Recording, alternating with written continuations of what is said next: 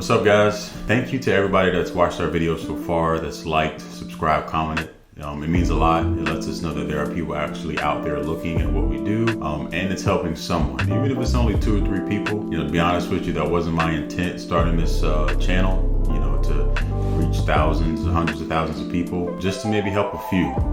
I know that when I was beginning my journey in photography, I desperately wanted somebody to kind of mentor me or teach me things. Of course, most of my learning came from YouTube. So many great people that I learned from, Jasmine Star, Caitlin James, Joe Busink, people like this. I bought their books. I stayed up late, looking at so many countless videos, tutorials, and I know how much that stuff helped me, to see somebody else doing what I wanted to do, to see that it was possible. And specifically, I know that in my area, once I was able to see other African American people doing what I did or doing what I wanted to do, seeing it was possible to make money and provide for your family, it let me know how important it was to see that for somebody young. And I'm hoping that this does that for somebody else, a young person, whether it be black or white, that's in high school or college, that doesn't know what they want to do, but didn't know that this was possible. They didn't know that this is something they can do that can provide them and make a lifestyle that they can live off of, So thank you, I appreciate that. My journey as a photographer began in college. I went to Old Dominion University, and around my sophomore year, I just took an interest in photography. Of course, originally it was an interest in fashion, clothes. Of course, most guys my age, where I was from, that did what I was into, were into the same things, the same type of music, sneakers, clothes. But I was also interested in like the photography of certain things, or the marketing, or the shoots that people would have. And I would follow some of my favorite photographers, and I would look at the cameras that they were using, and it really intrigued me, on how they were able to kind of tell the story in a certain way, and add like a creative look or creative input and change how you look at something. That really did intrigue me. So my sophomore year, I was working part-time at a retail job. I saved up just enough money to get my first camera, a Canon 7D. At the time, I think I paid around $700 for it, which was a big deal. I saved up for like 2 months to get the thing. I want to say you can find them somewhere today for like maybe $200. It meant a lot. And me and my wife laughed all the time. The first night I got my camera, I broke it. I was so pissed off. I put the memory card in the wrong way. Guys, it just shows you how long I've come. I was so excited that I put my memory card in the wrong way, and the prongs inside somehow got jacked up. Luckily, I was able to send it back to the company I bought it from, KEH. I bought my first camera from them in like 2013. I bought every single camera from them ever since. I've never had an issue with them. They are a great company to use if you're looking for gear, in my opinion. But yeah, so I got my first camera. Originally, I was just shooting things like sports. At ODU, I was part of the student newspaper called the Mason Crown. I shot sports like football, basketball, baseball, concerts, homecoming concerts that we had. It was really, really fun, really exciting. Stuff that I was into. Of course, I wasn't making much money.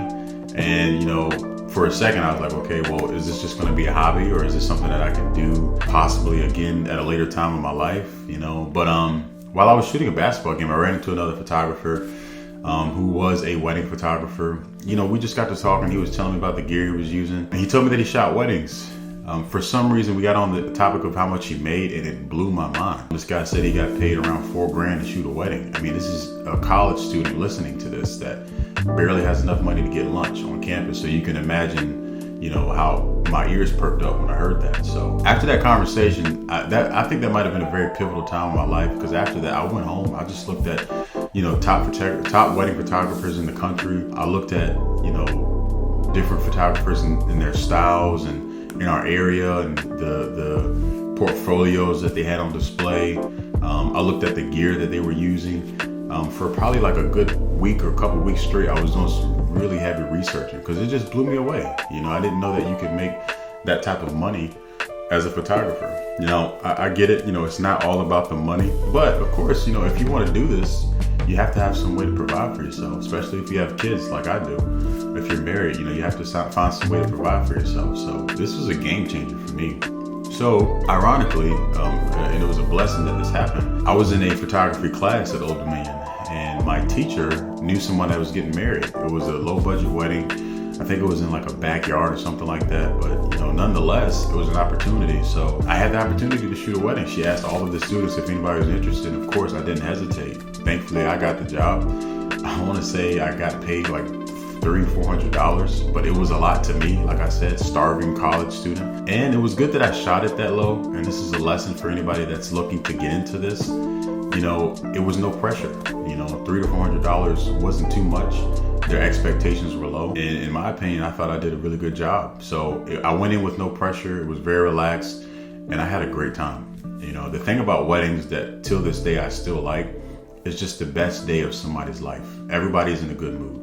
The atmosphere is always great for the most part. Of course you get some different situations, every now and then, but for the most part, it's just everybody's in a great mood, and there's so much to photograph, the details, the decorations, all the different family members getting together, the venue itself, there's so much to document. So that went well, and one thing led to another. I had some photos, I was able to kind of make a little blog or website. I didn't have anything official, but I had something to work with. I eventually got another wedding, maybe like another 6 months later, a little more high budget. Aaron and Juan, I don't know if you guys are watching this. If you are, thank you. But I consider my first real wedding. And this is a wedding that gave me the confidence that I needed to say that, hey, I can do this. The reason I say that is because, this wedding I consider this like a real planned wedding. And it was on the beach. Everybody was dressed up. The outfits were the attire was more appropriate for a wedding. It wasn't as casual. It was a bigger bridal party, something like 7 or 8 groomsmen, and the same thing for the bridesmaids. And I was by myself, a pretty good sized congregation and party. So yeah, it was just an overall good wedding. But the key thing that stood out about that is the reaction of the bride and groom after I delivered their album, their images. I never forget it. They were overwhelmed with emotion. They sent me countless messages of how thankful they were. And they just reiterated how much of a difference I had made and an impact I had made on the day, on their lives. And it was a very powerful moment. It made me understand the gravity and weight behind what you do as a photographer, as a wedding photographer, the moments that you capture, especially on a day like a wedding. So that's all I needed to hear. And ever since then, I've been in love with doing weddings. Of course, not every wedding is like that. Some might not be as grand, but for the most part, if you structure your business right, you will end up leaving a lasting impact on each client that you work with. So yeah, it was just, I never looked back after that. And, of course, as I went through college, I graduated. It was more of a part-time thing for me. I didn't start doing it full-time until recently. After college, of course, my life took a little bit of a different turn. I got a full-time job as a firefighter here where we live at in Norfolk, Virginia. And I'm so grateful for the time I had there. I learned so many life lessons I still apply to this day in so many different areas of my life.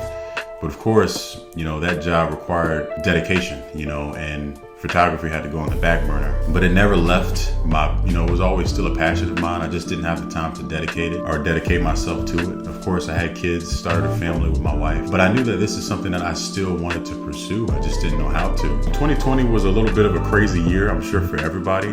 But for me specifically, it definitely put a lot of things in perspective, as far as what was important to me, which is being with my family, seeing them happy, and then following my dreams, following my passions.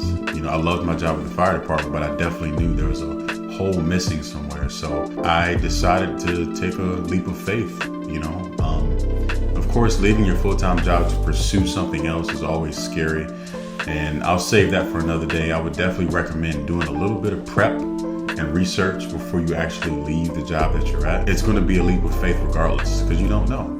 It's not guaranteed paychecks that you're getting anymore. And your family's solely depending on you. If you're a father, or if you're a mother, or if you're responsible for somebody else's well-being, it can just add even more stress to the situation. But thankfully, I'm still here and we're doing very well. And I make more money than I made when I was at my full-time job. I left in 2020 and, the first month or two, I didn't know what to expect, but I definitely had much more time to actually concentrate and apply myself as a business owner. Not just as a hobbyist or somebody that was doing this on the side, but I had a chance to actually fully apply myself as a business owner with emailing back quicker to my clients, handling marketing, handling social media, putting myself out there, putting my face to my brand, sharpening up on education, which I think is extremely important when you run a business. And that stuff definitely is, I'm reaping the rewards of all that right now. You know, the first, I want to say 2 months, I got about 10 inquiries for weddings. Up until that point, the most weddings I had done in a year was probably maybe 6 or 7. In the year 2021, I think we did 16. This year, or 2022, we had about 20, and this year we have about 20 already. And it's only January, so I'm sure that number will increase. So every year it's gotten better and better. We've raised our prices, of course, over time because we've gotten better. We've added things to our team, we've added things to our business, video, films now that we're doing. Our equipment has been upgraded. I mean, that process, of course, it wasn't easy. You know, there's times, of course, where, like I mentioned in another video, that there are off seasons to wedding photography. The winter time, specifically for us, at least here in Virginia, the industry slows down a little bit, but of course, that's where you have to adjust. You have to learn how to find some other way to provide different things you can do. You have to get creative. You have to apply yourself and see what's out there. You know, there's no boss now. You're the boss. You're the business owner. You're in charge of marketing. You're in charge of social media. You're in charge of emails. You're in charge of making sure that your equipment is ready and making sure everything's working and functioning properly. So that's a big adjustment. So it requires a lot of responsibility and dedication to what you do. And that's something I'm still improving on to this day, and will always continue to do so. Yeah, that's a little bit as far as like how I got to where I am now with wedding photography, why it's my main thing, my main source of income, why I love it. You know, like I said, we're still branching out to other avenues. Film is something that I'm very interested in. Making wedding films, making videos, the story you can tell, the emotion that you get from video.